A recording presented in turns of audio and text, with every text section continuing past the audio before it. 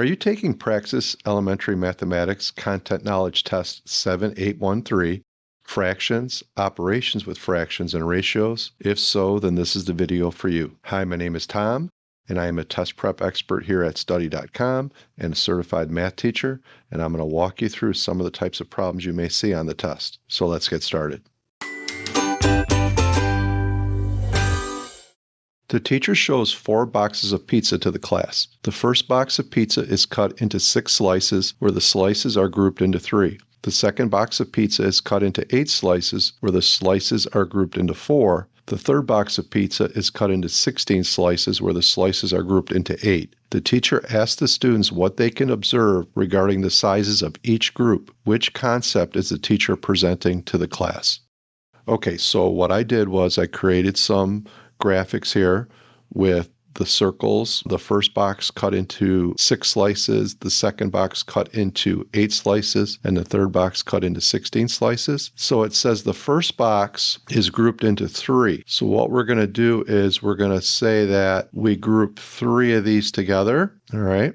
The second box we grouped into 4 slices, so we grouped into 4 slices, and then the third box we grouped into 8 slices. So we have 8 slices here. Each case here, we have grouped it into half the pizza in the box. So we can see half of the circle is shaded. So what we have is the concept of equivalent fractions. A teacher draws a right triangle on the board. The right triangle has a base of 15 inches and a height of 8 inches. The teacher asks the students to draw triangles that are 3 times bigger than the triangles on the board. Which of the following solutions will give the correct base of the bigger triangle? Is it 15 inches times 1/3, 8 inches times 1/3, 15 inches times 3, 8 inches times 3. So what we're doing is we're going over the concept of scaling. So we want our new triangle's base to be 3 times bigger than the triangle on the board. All right, so the first thing we need to do is we need to identify what part is the base here. So it says the right triangle has a base of 15 inches.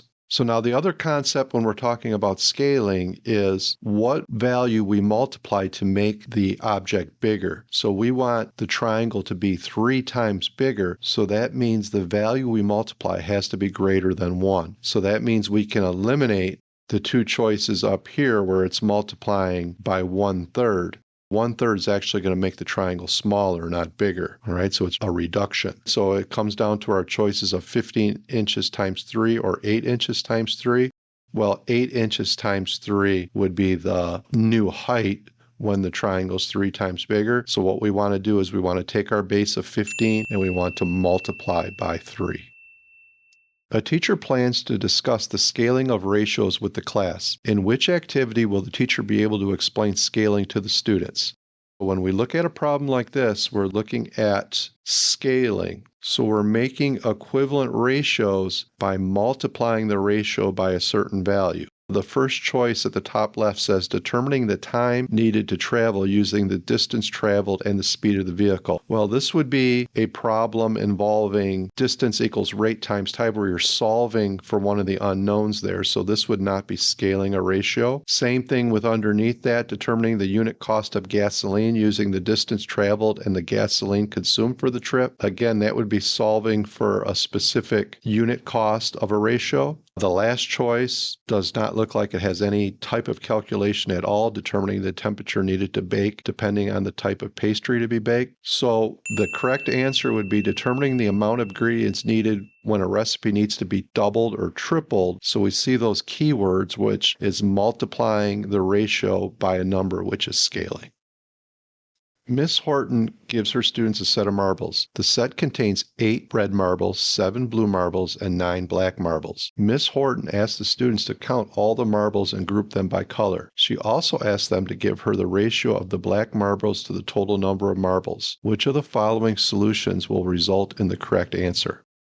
Okay, so Miss Horton wants the ratio of black marbles to the total number of marbles. So what we're looking for is the value or the number of black marbles, colon, to the total. All right, so while it shows us in the instructions that we have 9 black marbles, so that means that our 9 is going to be the first part of the ratio. So that means we can eliminate these two choices here, this one has the total number of marbles as the first part of the ratio, and this one has 7, so those are eliminated. So now we want for the second part of the ratio to be the total. Well, we have to add the 8, the 7, and the 9 for the red, blue, and black combined. When we add those together, we're going to get the third choice here. That concludes our video, Praxis Elementary Mathematics Content Knowledge Test 7813, Fractions, Operations with Fractions, and Ratios. If you found this video helpful, please like and subscribe to our channel, and don't forget to visit study.com for more practice problems and personalized learning plans. Thanks for watching.